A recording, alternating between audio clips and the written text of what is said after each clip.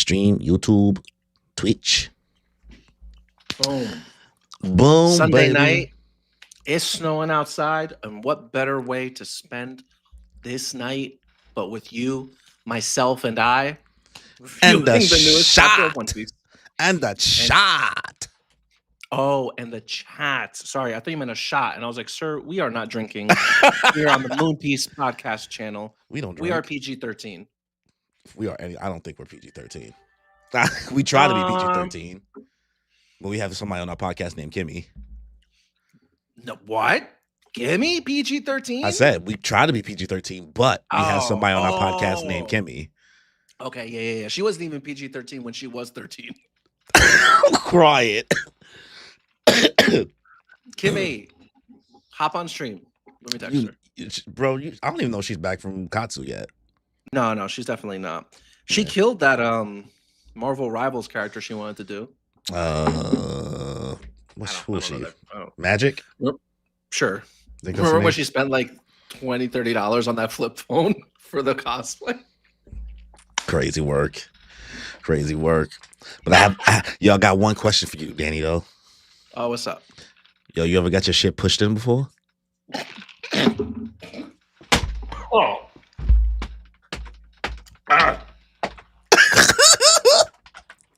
No, I can't say I have. Pushed in, bro. Where did that come from? You know what that means, right? Well, that's from I was quoting Training Day. Oh. Oh, yeah. When he was sitting at the table, he's like, "Yo," Spanish he said, "You ever got your shit pushed in before, bro?" He's like, "I got my shit pushed in, bro, big time." Man's veins on his neck is popping out. Because that's bro from Breaking Bad, Tuco. Oh, that's him. Yeah, the guy who was like, "Yeah, man, this shit's the meme." The guy, yeah, I know him. Yeah. Yo, bro, face was like, "What did he say?" Yeah, I wasn't. Yo, I almost spit. You almost got a spit take on live. We say here quoting left and right yesterday about this movie. He's forgot already. Yeah, I did, dude. So you liked it. So for reference, guys, Corey watched Trading Day for the first time. Yes, that's yes. Denzel Washington and Ethan Hawke. Came out in what, 2001? Everybody named Mother is in this movie. Everybody named Mother is in this movie. I said, if I see, they had Macy Gray, they had Terry Crews, they had Ice Cube, they had Snoop Dogg. I was like, what is going on? Yep, they had Eva Mendes in her prime. Oof. I watched it with Natalie and I told her, I was like, yo, Eva Mendes though? I always had a thing for Eva Mendes. Yo. But everybody, Training Day is a great movie. It's a 7.8 on IMDb. It's a good movie. It's a good movie. I'd probably give it an 8 out of 10. Perfect. Denzel is prime Denzel in this movie. He plays Denzel. That's probably the best Denzel has ever Denzel'd. 100%. Right? Like, I'm not going to sit here. Like, I still enjoyed the movie. Yeah. And I still think he killed it in the movie. I'm still not going to say it wasn't Denzel, because I think what was funny for me too is that because it was my first time seeing it, I got to watch everybody's impressions that people make of Denzel in real time kind of happen. Mm-hmm. Like that kind of like the way he be kind of moving and stuff. Yeah. I was like, wow, this movie is probably what everybody's impression is kind of based off of. Right? Yeah. The King Kong ain't got nothing on me. Bro was really having the longest day ever. Like, that was the craziest. Like, the fact that it ended with bro just walking back in the crib. He got right in the bed. I was just like, bro is wilding. But dude, Ethan Hawke went through it. Dude, poor guy. Denzel had him smoking crack. Effed him up. Yo, nobody told you to do that. Nobody told you to do that. I was like, this nigga is a menace. A menace, bro. Everybody hated this nigga. The Russians hated him. The hood niggas hated him. Ethan Hawke hated him. The cops hated him. The Spanish niggas hated him. Like, everybody hated him. And right? At the end, when the Russians pulled up, it wasn't even a combo. No combo had. Lit up. Yep. I was like, so you didn't see that? So you didn't see that Hummer coming towards you at all? At all? Yep. I think it was a woman driving it too. Like a. Well, no, a woman pulled up to him on the SUV on the left, but like he did, he looked to the left, and then when the light finally turned, a bunch of Hummer came from in front of him. I'm like, you didn't see that in front of you at all? This Hummer driving up at all? Mm-hmm. But that's me being a cinema cine, right? But you saw just pointing out little things. It was a good reference. Yeah, it was really good movie, right? Denzel is like I said, prime Denzel. He wasn't acting anything outside of what I know he can do, but he put the sauce on it. When he had his monologue at the end, he delivered, and I couldn't wait for him to die because I was just like, God damn. It's like, God damn, he sucks. Like, this man can't go to jail. He needs to die. Yeah, he needs to die. But you know what? Even if he did go to jail, the Russians would have 100% gotten to him. Honestly, if I had to choose anybody to play Saint Sommers, it's Denzel. That's Training so Day, funny. Denzel, and Saint Sommers might be one to say. Might be one to say. That's the buddy cop movie we all deserve. No, imagine Alonzo and Sommers back at it again, bro. The Training Day One Piece crossover we didn't know we needed. But thank you guys. Welcome to the chat. Welcome to this live stream. Yo, chat, you ever got your ish pushed in before? I know I saw a comment. The one called Roz already has watched Training Day. Has anybody else watched Training Day? Sorry for the absolute rants that we just went on. They know what time it is, bro. They know what time it is when they show up to these. And we're only 7 minutes in. But a random Denzel 2001 movie? Well, you told me the other day you watched it, right? And, you know, I listened to you and Kimmy when I tell you, the only two people I listen to at this point when it comes to, like, me watching things. So I was like, let me watch it. Like I said the other day, bro, and I'm being so serious when I say this. If you choose to watch another reality TV show and it is not RuPaul's Drag Race, I'm actually going to be upset. Because RuPaul's Drag Race is the best reality TV show, in my opinion. It just seems like so much to keep up with. Love Island is so much to keep up with. That's daily. And that was... RuPaul's Drag Race is 12 episodes, max. That's including the finale. Maybe when the next season starts. Okay, it's going to be 1 year from now. So January 2027. How many episodes is the current season in? 7.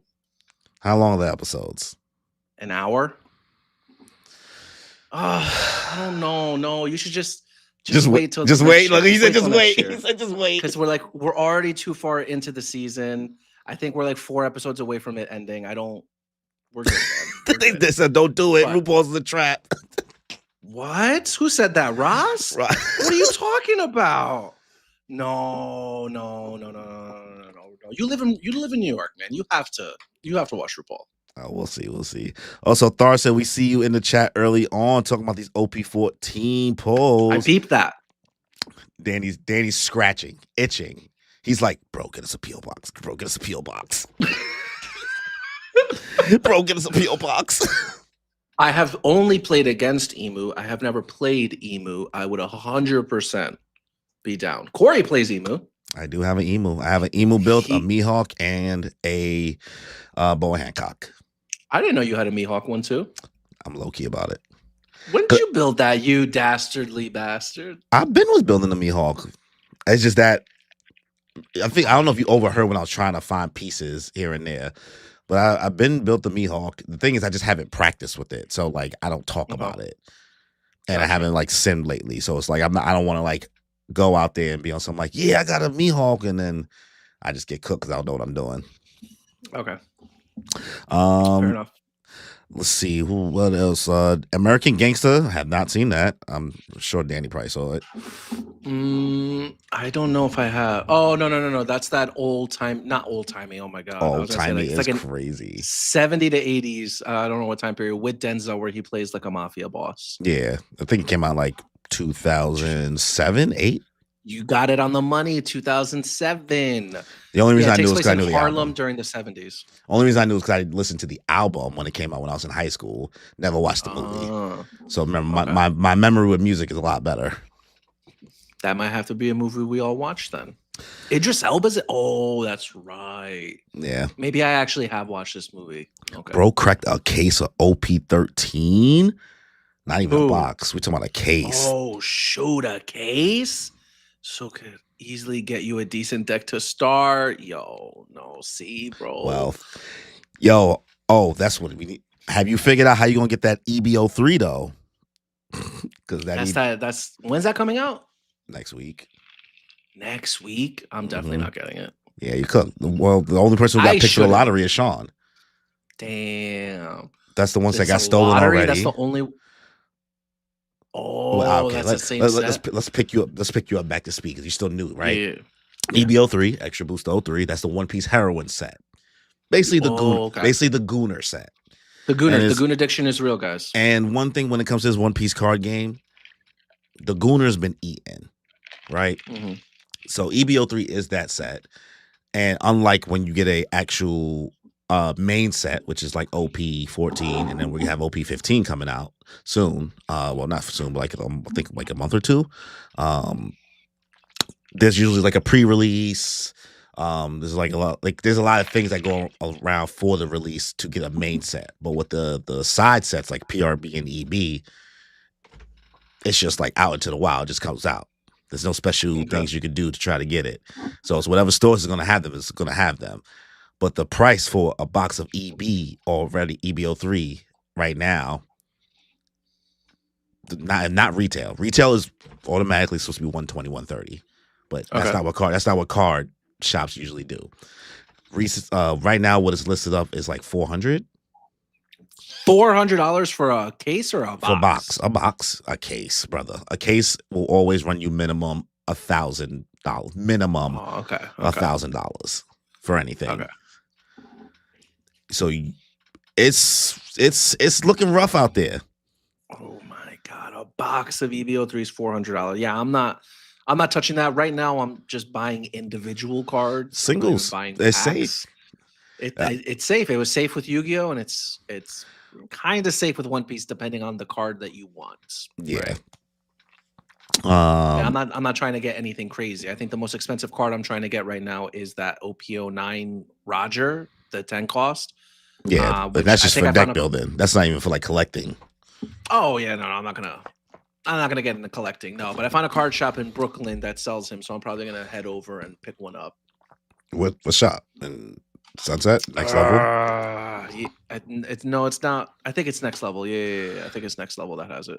Yeah, right by the main Bandai store, by Industry City. Yeah. Okay, yeah, the one that we biked to last year. I know. Listen, I know my locations, bro. I know the map.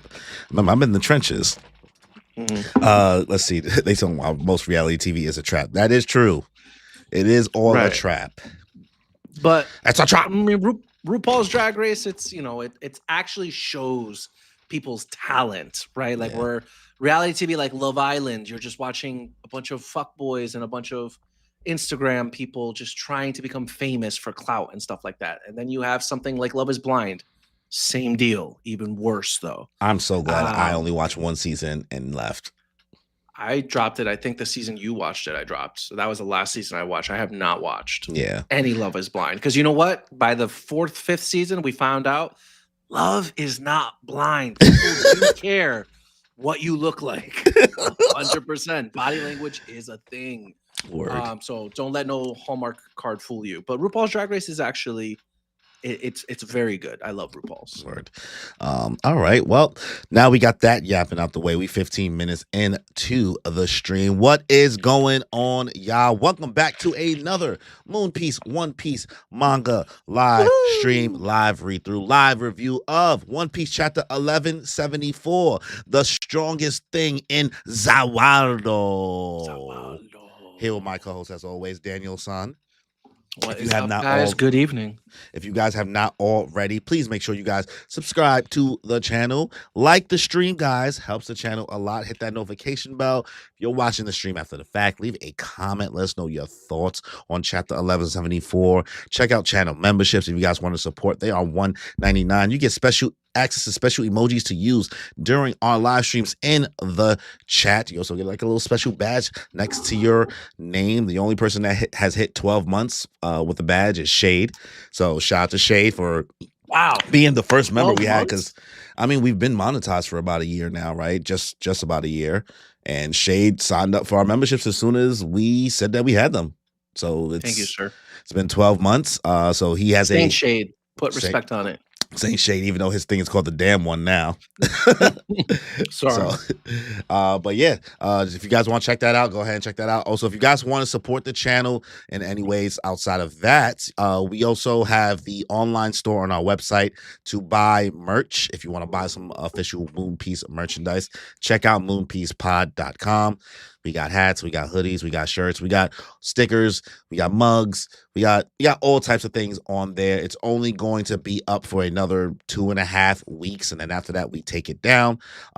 Listen, what we're charging for the merch is not for us to get profit. It's literally just the production costs. We ain't making anything. Whatever it is there that you see the prices, that's not us like making it so that we can see a little extra cash or whatever. Remember, it's 3 of us, guys, so whatever is divided between the 3 of us is not much. So we made sure the stuff is priced out whatever it just costs to make it for you guys, so it's like you guys are just ordering it for yourselves. So Frankie, the shirt came in. Hey, make sure you post that in the community. Yes, we appreciate that. And I think that we got everything else. Also, it's the day after Valentine's Day. Hopefully you guys had a good Valentine's Day. Safe weekend. Even if you don't have a partner, it's not about being lonely, stuff like that. Even if you love yourself, right? Care about yourself. Self-love, guys. Self-love is also, important too. So even if you didn't have someone to spend time with, friends to spend time with, or family or loved ones yesterday, hopefully you guys made some time for yourself. As RuPaul always says, Corey, if you don't love yourself, how in the hell are you going to love somebody else? Can I get a hallelujah? Hallelujah. There you go. See? You're a fan in the making. Oh, bro, this brother is trying to trap me. All right. So, as always, if you guys want to follow along for this stream, we will be reading the official Viz translations on the website, going page by page. And you started last time, so I guess I will start us off this go around. So, cheers. One Piece chapter 1174, the strongest thing in the world. We have reader request. Roger going on a walk with a Tyrannosaurus he tamed like a puppy by Tokomon Digivolve to Patamon. Yo, this is definitely something Luffy would 100% do, right? Like taming a dinosaur. It's giving like that Cerberus on Thriller Bark that Luffy tamed. I mean, we gonna see something else get tamed later on, right? True. Roger's pants here, cool. Cool fit. His mustache is my favorite. His mustache is mustaching. It's giving a little white beard action. I like it. I mean, at the end of the day, the cloak over the shoulders always looks good. Yeah. This is cool. I like it. Yeah. All right. So, reader request aside, let's get into it. Chapter opens up. Oh, that's bad. Stupid sleep tid. As we see SOMMERS looking stressed out. I lost the ship. And I lost the sea clouds. As we see him looking down from his little vine snake. This looks really bad for me. The power of the arrow is still active. The kids are going to walk themselves right off the edge and splatter onto the mountainside below. As he then gets on the radar. Gunko, stop the kids. Gunko. We need to pause the operation. Wait. That won't work. Great Emu is inside of her now. If I could just undo that arrow. What's it made out of? We can't even scratch it, as we see the parents of the giants now trying to slice and bite and gnaw and pull at the arrow. Mommy, Daddy, help! As the kids scream. SOMMERS screaming from atop. It's pointless, you clowns. If you could have stopped it, I would have done so already. As they all look up at Sommers confused. He says to himself, thinking, wait, all those parents, right at arm's length, unable to touch due to the thorns, and forced to witness their beloved children plummet to their deaths. Now that's a deliciously depraved way to die. I think it's worth it. And if anyone's at fault here, the great one is who's controlling Gunko's body. We can always march more kids over here.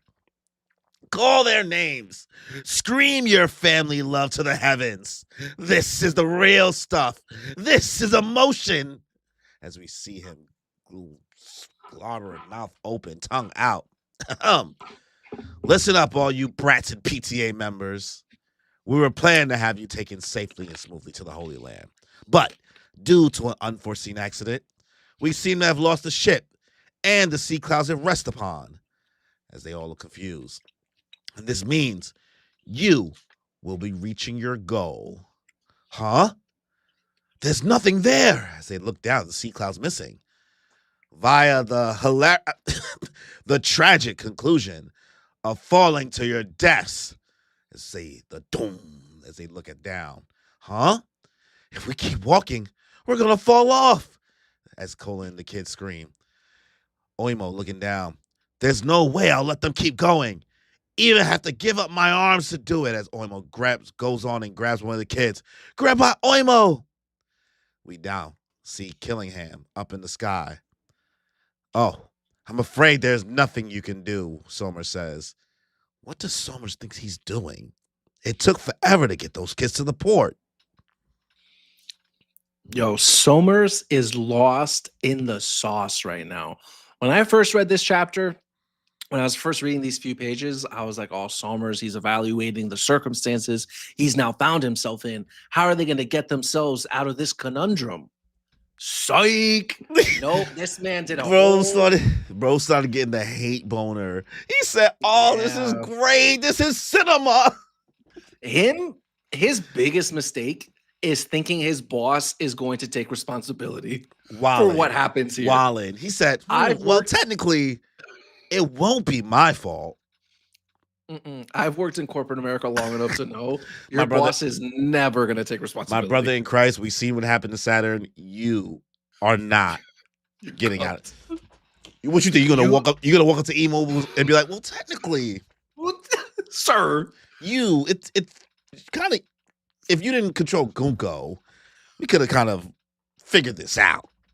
Yeah, Sommers honestly doesn't even. Yeah, the death flags are sealed now at this point. And it's not even the Straw Hats. The Straw Hats had nothing to do with it. He cooked himself. Yeah, he's the one that knocked the sleep tid into the sea clouds, cleared the way, and is just letting it rock.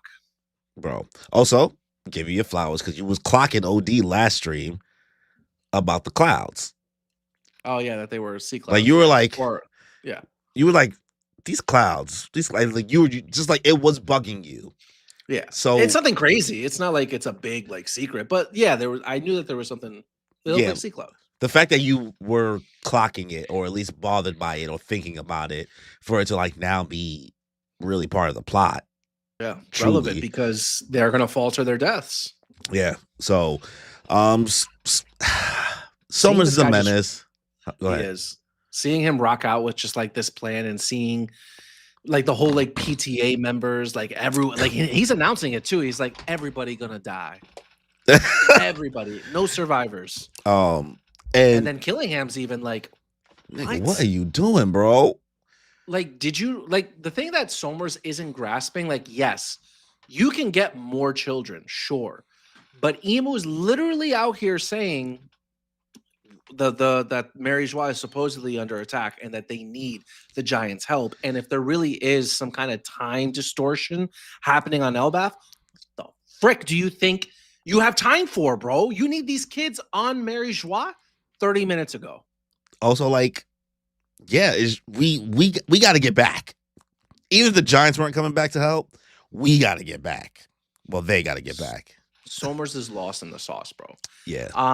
Seeing all of the parents, like you said, like no, I didn't notice that until I'm reading it now. But they're like that old woman's literally gnawing on the arrow, doing her absolute best to try to do something. And I'm out here watching this guy swinging his axe, and I'm like, bro, you got to get your Conqueror's hockey up. You got to get your Conqueror's hockey up. What are you doing, bro? Hit the gym. You think this is a Conqueror's hockey bargain sale? Yeah, they need it, bro. But that arrow, Jesus Christ, man. Yeah, I need Sanji to just show up and kick bro in the face. It's knowing what happens. I really thought that would have been the way to go, and I don't want to talk about what happens later on in this chapter, but I'm not so sure anymore what is in the wild card that we get thrown kind of throws everything in disarray. Like, I don't know what the matchups are going to look like, but we'll further discuss that later on. Yeah. Anything else of note we want to talk about here before we move on? No. Oh, whiny then. All right. So, also, sorry, Shade. Your boy's not looking good. I was gonna say Shade's not even in the chat, but he'll see it. He'll see it. All right. We cut back to Oimo falling to the ground, struggling. Damn it! Ugh! Ow! Stop it, Grandpa Oimo. That hurts. I'm sorry, kids. Forgive me. Oimo. That settles it. As long as that arrow doesn't disappear, there's no way to stop the children for sure. So we can't save them anymore? Oh, no! All we can do is watch helplessly as our children plummet off the edge before our eyes. If they fall into the underworld, we'll never even find their bodies. Curse you, you foul demons! As Sommers is out here cackling his head off. As we now cut to the children who are about to walk off the plank, figuratively speaking. I think heaven is punishing me for doing bad things, huh? That's what they said when I got scolded too. Me too. I wish I'd been a good boy. So we're all going to die because we were naughty? No, I don't wanna. I'll be a good girl, I swear. Help us. Spare our lives. I'm sorry. As the kids get inch closer and closer to the edge, as Sommers, this dastardly demon, lifts up his sunglasses with a devious smile to get a better look at the calamity that is to come. As Colin screams out, I won't be bad anymore. As we cut to a flashback of him bringing what seems to be a figurine of Emeth to Ripley. Remember, when you're a bad boy, the sun god is watching. Yeah, but I wanted a duel, so it's mine now. If you're that strong, you should be gentler to the weak. Now go and apologize. As she pinches Colin's ear, we cut to another girl, also in tears, having a flashback of an interaction she had with her mom. Why did you leave so much on your plate? Do you hate my cooking that much? But the carrots. As now we cut to yet again another child getting scolded by his mother. Hey, don't take your father's sword out again. And now another child. I hate you, Grandpa. You're a barbaric pirate. And yet again another child with her mother. Why did you lie to me again? How can I keep you safe if you won't be truthful with me? Why did you bring that to school? I forgot my homework on purpose because I didn't do it. As another child yells to his mother. We cut back to present time. All the children are wailing in tears, walking closer and closer to the plank. What? I don't want to die, Mommy. Colin screams out as what? Ripley approaches right in front of him. Huh? Colin, come here, my baby. As she embraces Colin, only to get impaled by the spikes that surround him thanks to Sommers' powers. What? I'm sorry, I wasn't able to stop you, but get away from me, Mommy. You're going to die. I don't care. I won't let you die alone. As she smiles. Boom.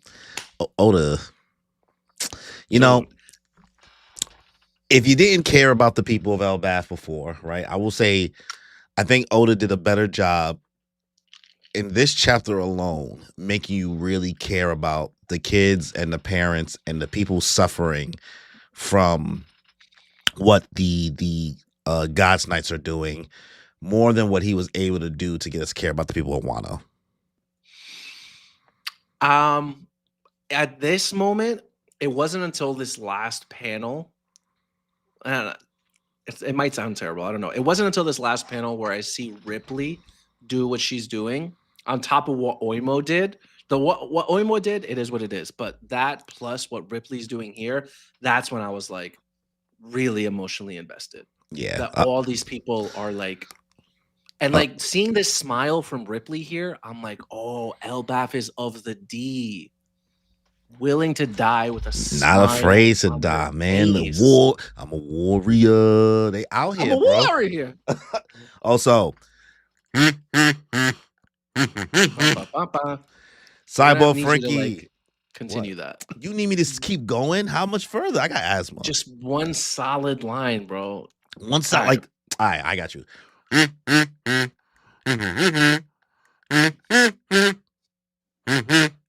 Perfect. There we go. That's it. That's it. Cyborg Frankie with the 199 super chat. Sommers and Sanji about to go dumb. Ripley top 5 mom. Listen, Ripley been top 5 everything to me. Dude, actually, sir, actually, approved. Approved. Oh, 100% top mom. Yeah, easy. Yeah, easy. I think the way Oda kind of like made these kids feel real, like they're trying to justify why they're about to die, and like that's just like a messed up thing to have kids try to process. You know what I mean? Like Colin went from being like, y'all are bugging. Like, what you mean? Like, because we were bad, we're gonna die. Like, we ain't what? Like, that's not because Cole is the closest thing to being a warrior, right? More than these kids. These kids are pampered. They live the soft life. You know what I mean? So them all like thinking about all these little things they did, right? And which is, you know, what a lot of kids do for the most part. They kind of justify bad things that can happen to them from something so little as like homework and not eating your carrots or dumb stuff like bro telling Oimo like, oh, I hate you because you're a pirate, dad, like grandpa, whatever, like all of that. Mm-hmm. And to these parents, they're like, that's just another day in the life of being a parent. You know what I mean? Like they will continue to see in the coming pages. Well, they said, my Shayla. Listen, they try to see. I played the kazoo, man. And now y'all trying to flame me. He can finally play the kazoo, not looking like he was trying to be Crocodile. That's crazy. That's crazy. That's hilarious. Marco, Summers gonna make Sanji activate Conqueror's Haki. Thank you, Summers, but you will be eating dust. That's bites if that matchup actually happens. Bites the dust doll. Yeah, man. Ripley here. This really like moved me when I was reading it. Like, obviously, like the kids' reactions to everything that's going on was like heart-wrenching, but what Ripley does here and the way she just embraces him, and like, you know, those thorns hurt. Oimo was out here. He was like, cooked. Screaming in pain, bro. And she's tanking them. Tanking them. You see it literally going through her body, the blood dripping from her body, just smiling. Unbothered. That is a woman's Copper Caban, 100%. Like, wow, the willpower there. She is of the D. Also, the toy Emmett, crazy pole. Crazy pole. Listen, if nobody caught that, that's 100% Emmett, right? Oh, yeah. I mean, maybe they designed it off of maybe seeing the picture of him on the tree, on the mural. Smart. So either way, there's history there. All right. I mean, I guess there's nothing else here. I mean, it's just going to continue going on as they're jumping off the ledge. So let's get to it. Yeah. As we now see Ripley's body flying off the edge and the other parents grabbing their kids. A bunch of thuds happening. The other kids, mama, mommy, grandpa, mother, Ota-san. As we see Sommers just laughing. Yeah. Enjoying every minute of it. As we now see that. What's that girl named Ilva or whatever? Don't worry, everyone. I'm sorry. We'll turn out just fine. I'm sure we'll turn out just fine. As she's trying to stay positive, as we see all of the bodies hit the floor, jumping off the bridge. Right, everyone? We'll survive, right? Rania. Oh, that's her name, not Ilva. I heard you earlier as someone comes to save him. You were so brave. Father, Ota-san, Bent, Mama, as he's being saved. What's the scariest thing in the world? As this is the one that dreamt up my mama. I'm sorry I said you were scary. That's fine, darling. Sometimes mamas need to be scary to keep you safe. As we now see what the girl that's, I think it's like an ancient giant. I don't know what she is. She got horns, though. They're all so lucky. They have parents to hug them as nobody comes to save her. As we go to the next panel, we see an image of Big Ange looking at her. I can be like a mother to you, but you're not my mother. As Big Ange comes up out of nowhere, Joanna, grabbing her. Miss Ange, as she comes to save her. Don't show up at school. I'm embarrassed to have a nerd for a brother. I will try my best to hide my nature. As we see an image of Rode in a flashback. It's heavenly punishment, he thinks to himself, for being an asshole to his brothers. We then see Rode coming in. Ultra Rare Bjorn. Watch out, watch out, watch out. Look at him slithering from left field, jumping out into the abyss. It doesn't hurt. As he then takes the spikes himself, staving his brother. Big brother. Sommers still relishing in it. Yeah. Loving every minute. Look at that. Like scraps of garbage plunging down into hell. It makes my heart tremble. Oh, what a saga of emotions. It could have been just 10 measly brats if they only stood back and watched. Stupid mothers, stupid fathers, martyrs of love. Oh, I've got a stitch in my side. Such a poignantly pointless deaths. That was really good, man. That was really good. It's in my bag. You know, the only way to stop hate is more hate. More hate. More hate. See, this for me was the moment where like I really locked in with the people of Elbaf as opposed to like the people of Wano. Yeah. Seeing what Ripley did and seeing what everyone's parents did in this chapter, dude, I have to first humbly apologize to Big Ange. Yo. Ma'am, we were out here thinking you were a traitor. We thought you were sus. Traitor. But Big Ange, oh my God, bro. When that little girl was like, must be nice to have parents. And Big Ange comes out. Oh my God. Watch out, watch out. Like everybody was hitting the watch out, watch out, watch out. Watch out, watch out, watch out. Oh, bro. Oh, and then the kid who's like, I'm sorry, I said you were scary. And the mom's like, it's okay. Mom's got to be scary sometimes. I was like, fuck. Be like, also, the road to redemption. Road. What do you mean? Road. Oh, Road, bro. Even Road. I'm over here like, what did he even do?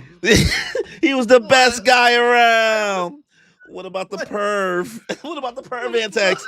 What perv antics? The heroin set is coming out. Everyone's gonna be a fucking gooner out here on the streets. Listen, guys, we all collect One Piece cars. You go to any card shop, there's at least 3 gooners in there. There's like this. We all know at least 5 roads. Like 100%. As a millennial Gen Z TCG player, everyone knows at least 5 roads. This is crazy, bro. Oda's so annoying because the discourse when this arc is over, you're gonna be like, damn, bro, Road was a weirdo, but he stepped up. Well, no, you're right. The whole arc, because remember, Goon Piece was this arc too. Goon Valley. Goon Valley. Road, like Ripley, the actually, we've been gooning the whole arc. The whole arc. The whole arc. Now the shit is finally getting serious. Oh no, no, Road when he's like, he embraces his brother, and he's even like, it doesn't even hurt. Even his brother's like bawling his eyes out, bro. And then Ranja, because I forgot about the speech, like what she was doing, blaming herself and all that. Oh my God, dude. And her dad's there. No, seeing these parents embrace their children and they're not even hesitating to go out and die with their kids. They just don't want their kids to die alone. And even Big Ange, who's not even a parent. Still like these, the will of D is in Elbaf. This is beautiful. It's just like, oof. I have a detail. I'll wait till it gets maybe to the end of the chapter to summarize it, but I want to really touch on Big Ange and all these other relationships there. But even how his brother, even Road knows he's a weirdo too, because his brother's like, I don't want you. You're a fucking loser, bro. I don't want you around. And Ro's not even denying it. Ro was like, okay, I'll try to. I get it. Yeah, I get it. I'll go play with my Legos. Literally. Seeing Sommers' little comment here saying, "Look at those scraps of garbage plunging into hell." It's giving Gachiakuta, right? Yeah, like they fall into the abyss and they're being compared to garbage. I was like, ooh, I see that. I see that. Oda was watching. Oda's gonna play some New Orleans bounce music. Actually, the New Orleans bounce music gonna play later on in the anime. No, in the chapter. Oh, okay. They gonna true. I hear you. This was really good, man. I think. You know what would be a diabolical conversation? Like two people to sit next to at a bar. I don't want to be part of that conversation, but I would like to overhear it. Frieza and Sommers. Oh, now that's the buddy cop movie. It's because it's given stupid monkey. Like he's going crazy right now. Can you imagine Sommers was one of the Ginyu Force members? Oh, he'd fit right in. Oh yeah, 100%. Him and Jace. Sommers to be like Lord Frieza. Him and Jace going to Spaceys. Yo, Dragon. I don't know. I watched too much Dragon Ball Z Abridged. I know. No, it's okay.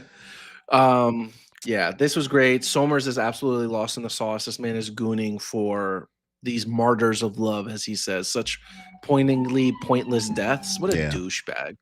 Honestly, this Oda is just building him up like the way he built up Orochi and so many other antagonists that we've seen before, just so that we can get that one moment of I think what getting his face bashed in. Where Oda makes, because Sommers ain't shit, right? But Oda's doing a really, really good job at it. Where Orochi lacks is because Orochi just didn't have the gusto to back it up. You know what I mean? Like he didn't, you didn't really feel threatened by Orochi. But of all the villains we've kind of seen, I think this is truly the most dastardly we've seen. Like even more dastardly, almost even. I want to put him up there with Saturn a little bit. Okay. Like Saturn didn't get this many. Saturn didn't get this many lines to be dastardly because he was much more stoic and calm about his treachery. But this man just like bask in it. You know what I mean? He has a passion for it, bro. A passion. Yeah. To see like this kind of suffering. And I don't think you can compare him to any other character in One Piece. Like the names like Doflamingo came up, but Doflamingo would never. Yeah, which is crazy to say, right? Right. Like we're over here saying like, nah, Dofi is better than that. he took in orphans and stuff. Like Dofi like low-key cared about his family. Like, what did he really do? Like he high-key cared about like not his family that he was born with, but like the Don Quixote family. The found family. He cared about them. You know what I mean? Anel was a dickhead. Anel is probably the close. Anel is probably he did. He did? You gotta rewatch. I didn't rewatch it. Yeah. Anel was our first taste to just being a menace for the love of the game. Oh, Wapple got like low-key redeemed. Not redeemed fully, but we got Wapple. Well, Wapple's out here because working of the with whole Vivi thing. No, that's coincidental. He didn't choose that life, bro. He didn't choose it. Like Vivi just so happened to latch onto Wapple when they escaped from Mary Joie. I think I'm balanced. Don't give him that credit. I guess I'm trying to balance the threat level also with the menacingness, right? Mm-hmm. So it's like, yeah, Wapple was a menace, but because his threat level wasn't there, he was just kind of more like a joke. Okay. Like you couldn't take him that seriously, at least us maybe feeding into the story or reading the story. Or even the people around him, they could have easily took care of him. They just didn't. Yeah. I wouldn't even say Caesar Clown, because Caesar Clown was only abusive to the children for scientific purposes with experimentation. Sommers is just in it literally for the love of the game. For the love of the game. I truly think there's no one else worse than Sommers. Yeah. Wicked work. All Anything right. else in these pages? I don't think so. I think you just finished this out, brother. Let's close it out, guys. We are flying through this stream, first of all. Well, I think it's because there's a lot to say at the end. As we see everybody falling to their deaths, Sommers is cackling with joy, tears streaming down his face, as all of a sudden, snow starts to fall from the sky. As it is now. We cut. Wow, would you look at that? We cut to what looks like a mountain and a white top. And all of a sudden you hear thuds. You can see people falling from the sky. Huh? Colin? Where are we? I don't know, but everyone's alive. Ooh, mommy! It's Gum Gum Tummy Cracker. Now you're poking me, so get off already. Huh? Luffy? Listen up. Once we're up there, I need you off my back at once. Your back? It'll prevent me from fighting. They just started falling out of nowhere. Good thing we were passing by. It's not a good thing. I'm a destroyer. I won't guarantee that anyone survives. Now here goes. As we cut back to Sommers, who's now realizing, snow? What's it snowing for? So Thunder? This is what him doing the meme. What meme? The the guy that's like, oh, so this is like the this is culture guy, or whatever, with the butterfly. Oh yeah. Oh yeah, the animated thing. Yeah. Thunder, as thunder erupts all over Elbaf. And then you start seeing the castle bouncing back and forth. You start hearing drums. Doom da da da, doom da da da, doom da da da. Hey, what's that? The whole tree is rippling. What's this rhythm? Doom da da da, doom da da da. Elbaf itself is shaking as Chief Ja Rule chimes in. On an exceedingly rare day, when lightning and snow combine, a vast beast will blanket the sky with its presence, and with the sound of the drums of liberation, doom da da da, doom da da da, as Sommers, shocked, huh?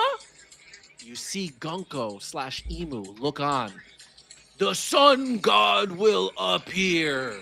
Doom. You see a beautiful double-page panel of what appears to be Gear 5 Luffy riding a black dragon alongside Ragnar.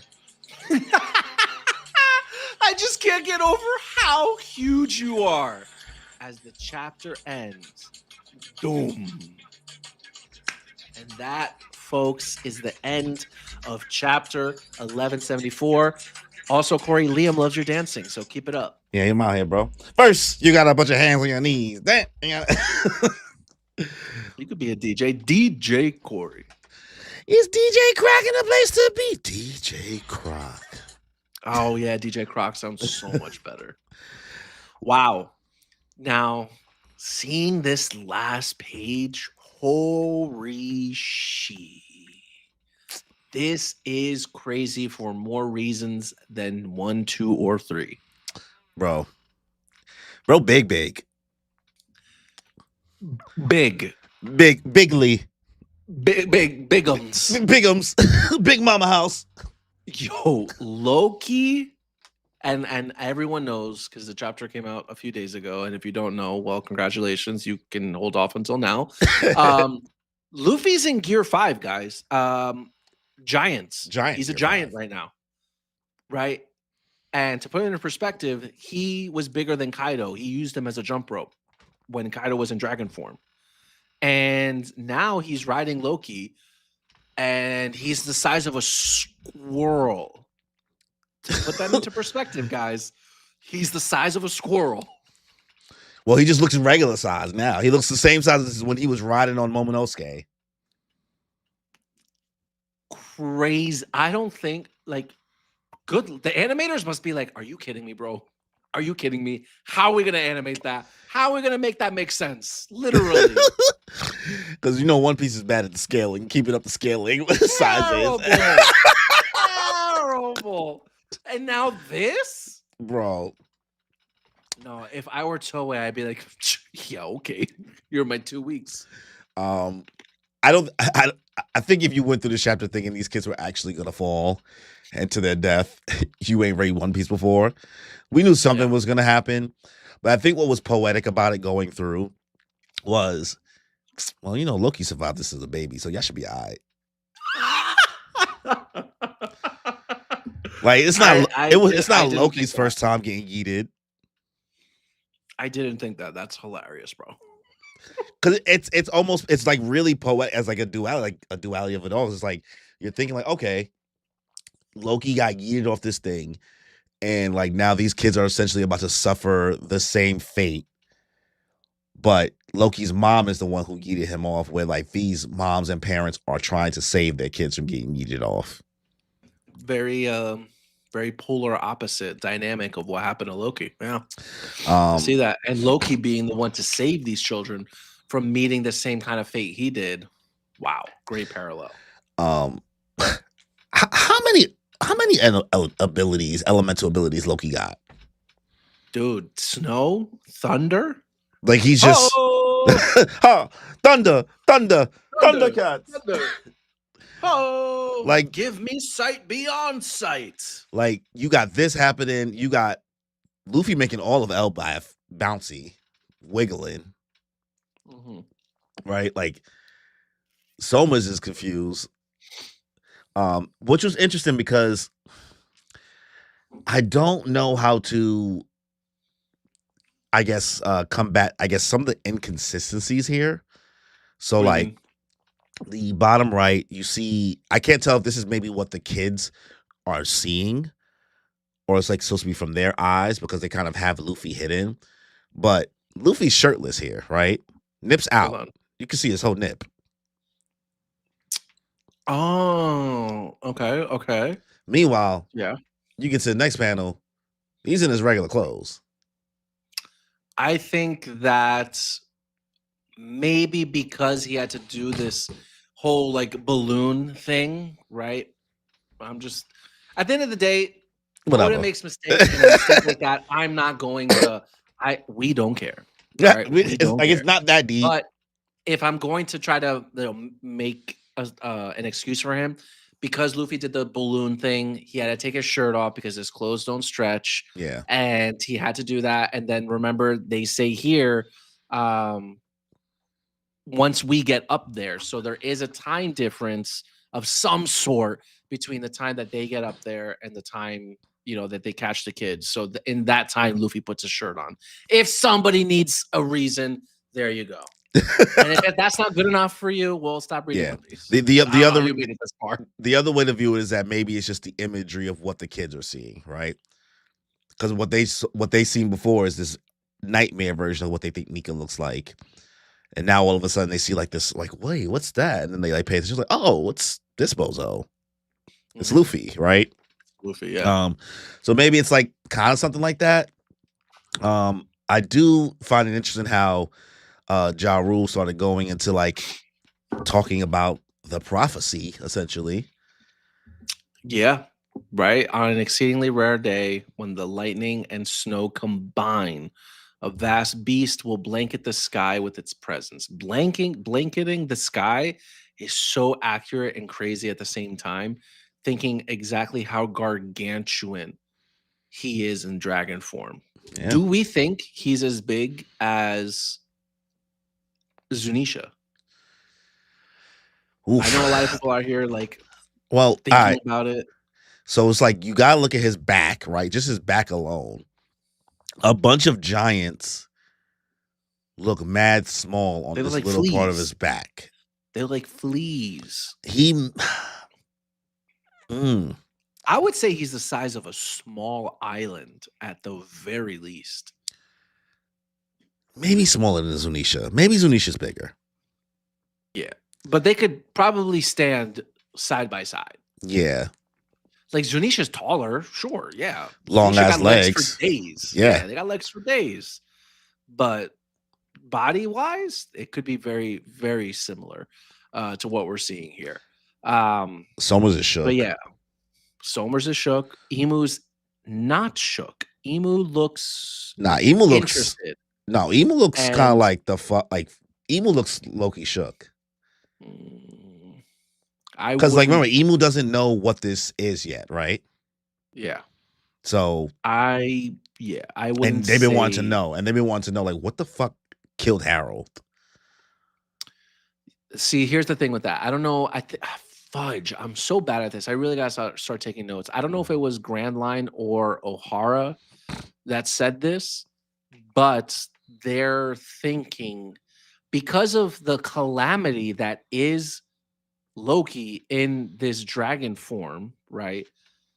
Is Emu going to Domi Reversi Loki? Because how can Loki, on the scale of calamity that he is, stay on this side? We know that the Gods Knights, I feel like they can get handled. But if Emu were to somehow Domi reverse, because Loki's in his homeland, and if that's really how it works, if someone like Rox was able to get Domi reversied, why wouldn't someone like Loki be able to get Domi reversied? Because then I think that would have to lead to them having to kill or reverse the Domi reversi like we saw Roger and Garp do against Rox. So we're gonna have to really watch Luffy versus Loki, or are we just gonna have to watch? Or we're gonna watch Loki go to Mary Joie. Let's think about this. It's if let's say that scenario doesn't happen, right? Loki doesn't get Domi reversied. Mm-hmm.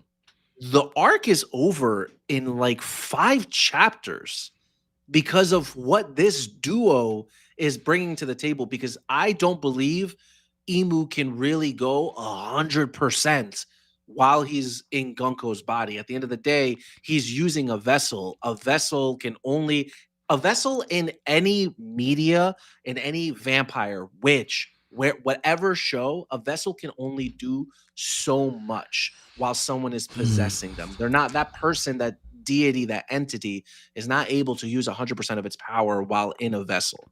So that being said, this is not gonna. It's gonna be over. So if Loki doesn't get Domi reversied, it does not become the actual antagonist of this arc. Elbaf is over in less than 10 chapters. But what's wrong with Elbaf being over in less than 10 chapters? Yeah, no, it's one of the two. I'm just saying what Grand Line and O'Hara brought up was a very interesting point. Where why can't Loki get Domi reversied? I think that for me, I feel like it goes against everything that kind of came with Rox's story, and to have Loki almost suffer close to the same fate as his idol. I don't feel like Oda wants to go down that road with Loki. I don't know. I feel like he wants to like have him not go through the exact same things that Rox went through, and to try to give it a point for that in this moment. The difference would be that Loki actually has people in his corner. Like Luffy would not leave Loki in that Domi reversi state like Whitebeard left Rox in that Domi reversi state. But I guess I'm also just like, I think Oda might be also trying to wrap this up as well. So I don't know. Yeah.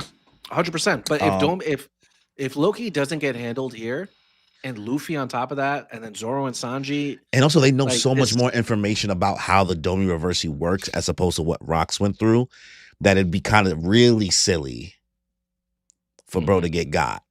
It'd almost be like wait, what do you mean? What? Like compared to the information we know now versus what they knew when they were in God Valley, got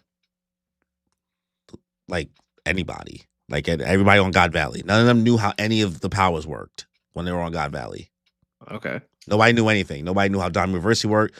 Nobody knew nothing. Whereas supposed to this time around, everybody's extremely armed with way more information about how these powers, how every single power that's going on works. Zoro. Who was on God Valley that is here now except for Scopper Gaban? Nobody. What I'm trying to say is nobody knew anything on God Valley about how any power nobody works. Knows anything here. Yeah. Yes, they do. What do you mean? They literally said, "Hey, don't go, Zoro. Don't go in between the two things. You're gonna get flipped if you go in between." Like those, they know how to defeat them, because Scopper Gaban has the amount of information at hand from the past to now is exceptionally different. There's a big gap. That's what I'm trying to say. So them having that information and then still falling for it would seem kind of like crazy. I don't know. I'm not saying it's impossible. I just think that Oda's really making a point to have them be armed with so much more information to get out of this situation better than what was suffered in God Valley. Like the fact that Zoro jumped over, right? Did all that jumping over so he wasn't caught in between. And Loki flies in the air. Like, sure, I mean, I best you maybe have to catch him slipping in his hybrid form. But whatever that hybrid form looks like, oh my God, that hybrid form is going to look crazy. But how do you feel about Loki's design? I guess now that it's finally revealed, and yes, the squirrel is a giant squirrel because it's a giant island. This is why I was actually looking forward to Grecia being here tonight, so I could, because I seen what Grand Line's done, right. But a lot of people are rocking with, obviously he's black, like or dark purple. Sure, because Loki's hair is purple. Yeah. But a lot of people are putting his like chest here as like a bluish color. So he's like black and blue. Colors aside, Loki looks absolutely menacing. And that's going to lead me to this next point. He ain't joining the Straw Hats. He too big. It's not that. He's too strong. And nobody can compare or come close to Luffy. At this stage in the game, sure, it was cute. It was cute back in the beginning of the Grand Line when like Zoro and Luffy were like, fighting in Whiskey Peak. Yeah, you could make an argument. Oh, Zoro could take Luffy if he did this and this and this. Yeah. But it's been a long time since you could make those comparisons. And ever since then, I just look, it's that theory is cooked. Loki is 100% not joining the Straw Hat Pirates. Yeah. That's out. This Sophia said, I love Loki. I want him to join our crew. Same. It would be cute. Listen, the Million Sunny still could be a thing. Dude, the calamity, the size of Loki is absolutely crazy. And seeing this, this was definitely something really O'Hara. It's too much. He can do so much. This is definitely something I remember O'Hara saying, bringing up the little Den Mushi that we saw Loki talking to in the underworld. That could be Shirahoshi. You still think that's Shirahoshi? Because seeing this walking monstrosity that can only be like when I think of what the what are those things called that Shirahoshi controls? The Sea Kings. Yeah. When I think to what the Sea Kings say, the two sovereigns will meet soon. Obviously, Shirahoshi is one of them. So who could possibly be the opposite to that? Obviously, people would think, oh, it could be the sun god Luffy, right? Yeah. I don't think so. Could it be Momonosuke? I don't think so. Could it be Loki? Maybe. Now you might be thinking to yourself, but why would it be Shirahoshi that would be talking to Loki on the Den Mushi? How would Loki have even gotten that? Well, if the Sea Kings can feel this kind of stuff out through the voice of all things or whatever you want to call it, would it be so far-fetched for the Sea Kings to have somehow delivered a Den Mushi to Elbaf and have that Den Mushi find Loki and then connect the two sovereigns together? I do think so. Yeah, I think everything we know about Shirahoshi and how protected and how guarded and naive she was as a person. She's not the one doing this. Yeah. It's the Sea Kings doing it. But you said she was talking to somebody on a Den Mushi. He's talking like, I don't see Shirahoshi having a conversation with a Loki over a Den Mushi. Like Oda's going to have to. She don't know his history. She don't know his. I'm not saying because of his history. Like I'm not talking about no. I'm not saying she got no history.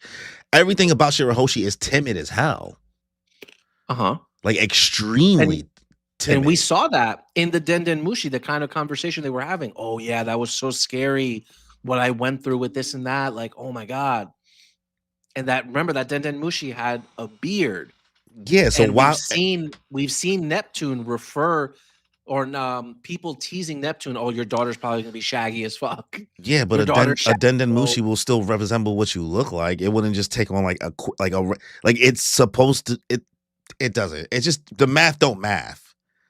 It's cute. It's a cute theory, but the math don't math at all. It goes. Math is mathing if you're using imaginary numbers, which is real math. So argue with me about that.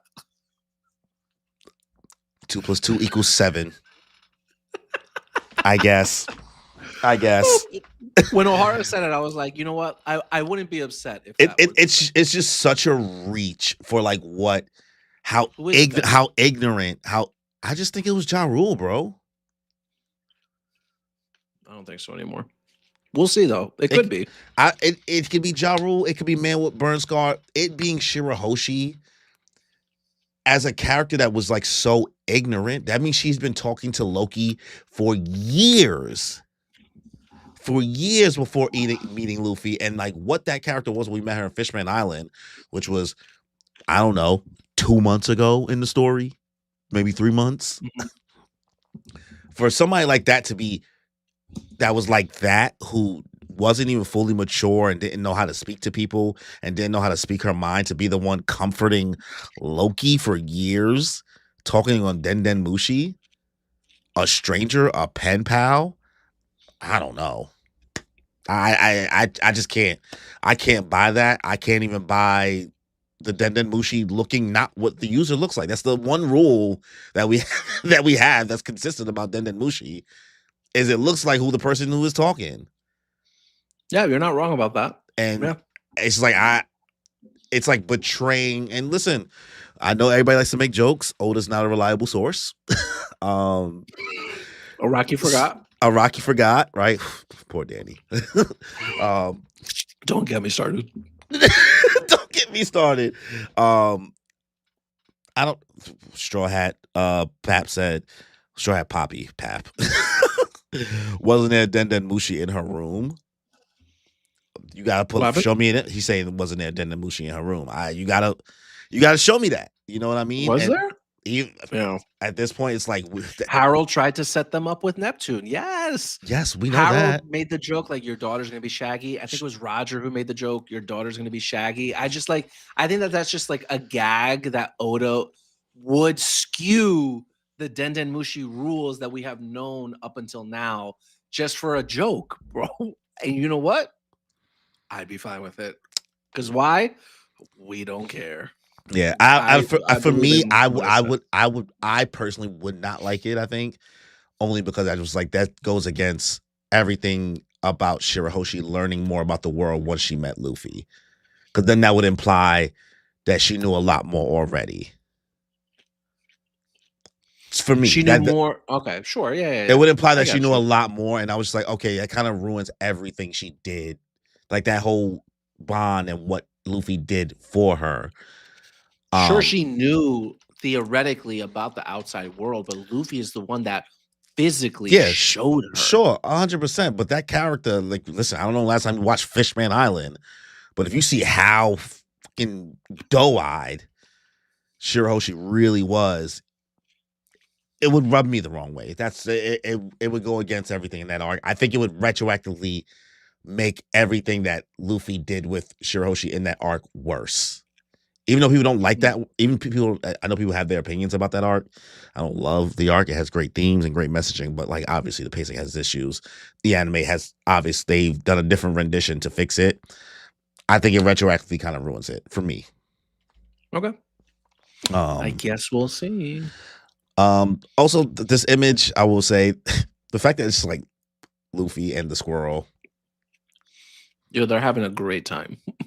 They're having an absolute. Luffy's over here like, I can't get over how huge you are. Pause. And Loki was honestly like, I was like, bro, it's cute. Get off my back. I never agreed to this. I'm a destroyer. No. All right, bro. We get it. You're tough, bro. We get it. You gotta show out, man. You gotta soften up. And then hopefully Brook still does his thing and holds out. Yeah. I mean, Brook is currently still fighting Gunko / Imu. Yeah. But yeah, what do you give this chapter, man? Let's go 1 to 10. I'm probably gonna give this chapter a oof. Man, dare I say I might give it a 9. Okay. I might give it a 9. I think the emotional moments that Oda created with the parents and the kids, where like if you didn't care before, if you didn't feel anything at all, Oda spent 2, 4, 6, 8, 10, 12, 14 pages of building that emotional connection. You know what I mean? Building that bond, making you feel that thing, making you feel disdain for SOMMERS, making you feel bad for the kids and them trying to justify why they should meet their doom, watching them reach their growth, where it's like him also tying it into what the name of the chapter is, the strongest thing in the world, right? It's really easy for us to think that the strongest thing in the world is for us to be talking about Loki, that the reveal at the end, seeing this being, right? Where Kaido was given the name strongest creature in the world, where I think that this is really putting a play on his head of like, no, the strongest thing in the world, even though I said the only thing to fight more hate is with more hate, the strongest thing in the world might be love. Love has been a big thing in this whole arc. And the power of it and what it means. Even SOMMERS continuing to talk, like, to thrive on emotion and people's pain and hurt, and seeing that there's so many different forms of love. You have a parent's love, you have a brother's love, you have a grandparent's love, you have also like and especially in this current climate, the way people don't respect teachers, the way the love that teachers have for their kids. Like, people don't respect teachers to the degree that they deserve in this climate, and how much they show up for their kids, and how stressed out and how messed up the system is against them, and they still show up and still care about their kids like their own. Like, there's so many different forms of it. And I think this chapter really, really hit the nail on the head on what the strongest thing is to get us through this story. Like, sure, if I'm going to lean into Loki getting Domi reversied, the difference between right now and what Rox went through is that there's somebody who's going to fight and show him some type of love to break that spell, to get through it. Even Hydrogen, I think, would. Yeah. Like, knowing everything that happened. So I think I'm going to go for a 9. So when I first read this chapter, much like some other people in the chat, I gave it a 10 out of 10. I was like, oh my God, look at this, amazing. That was, of course, the hype of Loki's reveal talking. Yeah. It is not a 10 out of 10. However, I agree with you in that it is a 9 out of 10. Honestly, for me, yes, one part is the Loki reveal. The second part, this moment with the kids and their parents and Big Ange coming through, Road being a brother coming through, that really hit me. I really teared up in those moments. Like, anything that like happens with like moms and kids always gets me. And seeing Ripley stand up, seeing the smile on her face, be happy to die with her child, just so that they're not alone. Again, the will of D is Elbaf. Elbaf is the will of D, and you're seeing it with everybody here, even a jabroni like Road coming in and quasi redeeming himself. I thought was so beautiful, so touching. That paired with the Loki reveal is an easy 9 out of 10. Emotional, edgelord status. It was great. Amazing. And also, we didn't even have to wait as long as we thought we would have to see Luffy. Dude, Luffy and Loki. Last chapter, I think I said 3 to 4 chapters before we see. I thought that we were going to focus, and again, this chimes into Elbaf might really be coming to an end soon. Because I thought that they would just, I don't want to say waste our time, but like segue into more of Brook and Gunko. What's going on there? Zoro and what's he doing with Dorian Brogy? How is he going to fix the shenanigans? Sanji confronting SOMMERS. SOMMERS dealing with the newfound situation he found himself in. No, Oda is hitting pedal to the metal. And yeah, I don't think we have a lot of time left in Elbaf.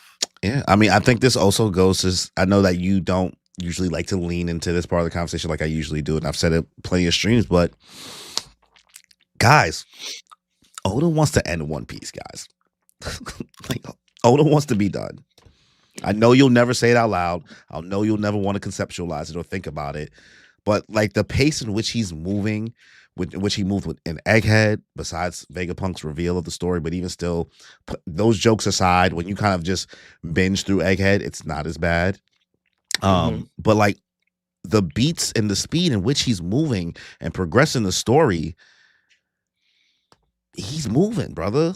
And no. I think he's trying to get there. Like he's not going to spend the rest of 2026 in this arc. I think we're going to be out of here by May, June. Yeah, especially considering some of the things that Oda made a comment on at the beginning of the new year, the man marked by flames and everything like that. This clash, Imu's not going to be here that much longer. Yeah, it's either well, let's say Gunko Imu, right? Not Imu specifically, maybe, but you know, the vessel that is Gunko, right? It's either Loki gets Domi reversed. It doesn't matter what happens. Imu, if the God's Night stay or whatever, Imu is not staying there much longer. He's gonna see Loki and he's gonna be like, you know what? I'm good. Keep the kids. Elbaf, I'm out. I'm gonna just go back. It's too much shit going on too. There's also other chaos going on. Yep. And I cannot wait to find out what that is. Is it Blackbeard that's attacking Mary Joie? Is it the Revolutionary Army? Is it a mix of both? Is it a mix? Is it everybody? Is it everybody? Did Blackbeard go after Shirahoshi or Pluton and Wano? Yeah. I'm chomping at the bit to find out. But yeah, Straw Hat Poppy said in that. Yeah, what's that? Continue. Go ahead, my fault. No, I was gonna say I agree with you in that Oda is definitely. It's never been more obvious or evident that he is trying to push the story along because he spent more time in the flashback than he has on Elbaf. Yeah, and that's the first time I ever heard you say it out loud. Because normally you just like shake your head when I say it. No, dude. When if Loki's devil fruit was just like him a little bit bigger, I would be like, oh yeah, whatever. Let's fight. Come on. Let's go. Put him up. But seeing this, it's hard not to power scale him up here. Like, Jesus Christ. Like, he's like, okay, you know what? Let's get to the end of the story. Like, let's take this big ass dragon. We've seen the mural. The mural's coming to life too quickly. Yeah, so pretty fast. When you see something like that, you're like, okay, I see it. I see it now. He's like, fuck, is that the light at the end of the tunnel? Yeah, man. Like, what are we supposed to do against that? Strap probably said Usopp isn't getting love at this point. Guys, just I think yeah, you know, there was a point in time in the beginning of this story where I had Loki on front watch and I thought maybe Usopp and him was going to train together. Loki doesn't need to train. If I could have if Past Me was talking to Mimi when we first got into this arc, I'd be looking at me and something like, yo, bro, you have no idea how wrong you are. And that's all One Piece is. All of us being wrong, but goddamn. I really feel for the Usopp stance out there. And I'm not an Usopp hater. Yeah, I'm not an Usopp hater. For the people who have been wanting Usopp to do something for literally years now. Yeah. You're gonna have to wait longer. What could Usopp possibly do this arc for the fans who've been waiting to be like, oh my god, that was so cool? No, he'll do something. Something. It ain't gonna change anybody's mind, but he'll do something. And I will never be the person that's like Usopp doesn't deserve to be on the crew. Kick Usopp off, he's not strong enough. I don't move like that because I don't think every character needs to be a physical threat in a story, especially when you have people that play specific roles. Because without Usopp, you don't have certain interactions, certain vibes. You lose it. right? So we understand the role he plays into the chemistry. And if he doesn't become that, he doesn't become that, guys. It's okay. He peaked in Water 7. Or Dressrosa. Lobby. Dressrosa. Nah, he locked in Dressrosa. Most of it was circumstantial, and then he got one tiddlywink of observation hockey. Hey man, Sugar needs to be taken care of though. I'm just saying, on a scale of 1 to 10, what are you rating that moment? It's about how you rally the people. If I'm going to glaze Buggy, I need to accept. No, don't put Buggy and Usopp on that. No, don't do that. Don't do that. No, we're not. No hype scaling the Buggy Usopp. You can't compare the two. I'm just saying. Buggy got himself to be a Yonko, bro. He got himself to be a warlord. What did Usopp get besides like a $500 million bounty? So Buggy is everything Usopp wants to be. Yeah. Yeah. 100%, bro. Buggy's got Mihawk and Crocodile on speed dial. Oh, speed dial is crazy. Hit him on the beat, bro. Soon to have Boa Hancock and Gecko Moria. Yo. When Oda starts to cut back to the other factions, bro. Dude, it's gonna be it's gonna be crazy. It's gonna be. Can you imagine the cross guild deck in the One Piece TCG? I mean, there is kind of that now. Are you talking about when they get? We talking about when they get official? Oh, like when they get more. If they get more people. Yeah. Because there is a cross guild Buggy deck. No way, is there? It already exists. But like, does it officially say cross guild? Yeah. Oh no way! Because there's a 4 emperors. Is it good? I mean, what not color anymore. is it? Blue. It's from OP09. Okay, I might have to look it up. That was the 4 emperor set. That's what is the Blackbeard, the Luffy, the Shanks, and the Buggy. The Buggy was slightly competitive for a little bit. Okay. Listen, everything comes back around. I don't have that much experience with blue outside of my red blue ace deck, but the only things that don't exist in the card game is if they are only manga as of now. Right. If it's if it's been shown in the anime, it's in the card game.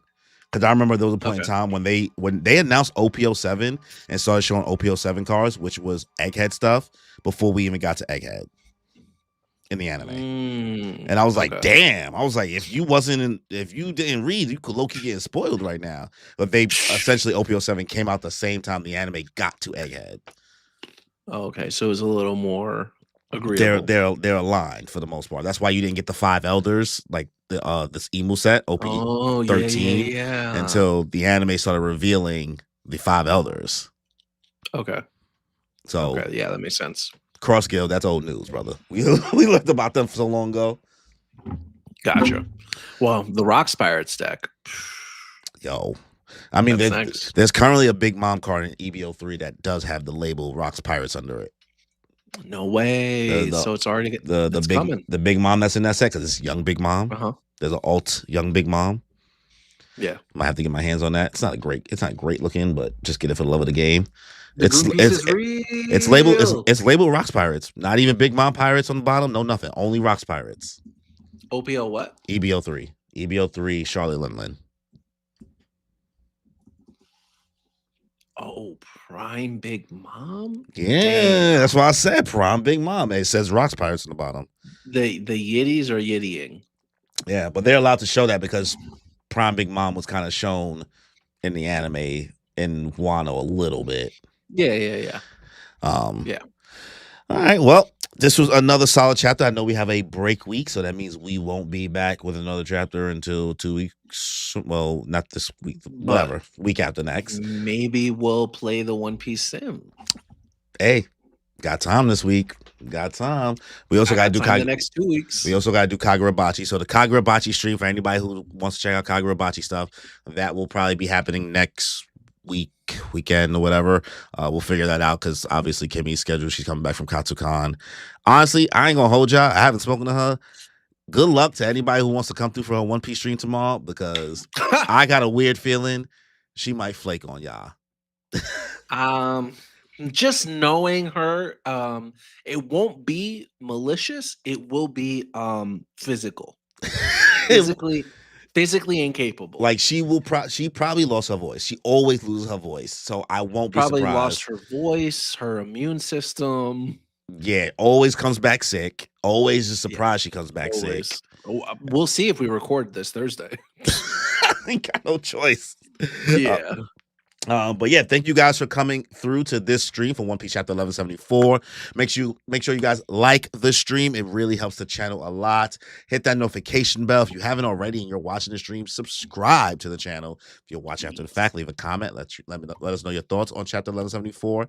And I think that's kind of it. About it, guys. Oh, Sophia's asking what happened. She's at Katsucon, which is some shenanigans cosplay that me and convention. Danny will never. We're probably never gonna ever want to go to it. We see how it looks. We're not cosplayers. And also I don't like conventions. We're like not Grinches, but like we know that we wouldn't. We know that we would not survive. Not survive. We just know that we would be annoyed and frustrated in that environment for that many days in a row. We're very social people for a short period of time. Yeah. We know when we know what we can and can't handle because we are in our 30s. Yes. Yeah. Kimmy is built different. That girl is like an Energizer bunny. One of the most nicest, sociable person. She gets joy out of being in those situations. Whereas like we would be like, okay, it's been 3 hours. Yo, bro, you want to leave? You want to dip? He'd ask me that and I'd be like, bro, the Uber's already here. Crazy. But yeah, thank you guys again for coming through. So on that note, y'all, ever got your shit pushed in, bro? That's gonna be your opening line on the podcast this week, isn't it? Pushed in. I messed up.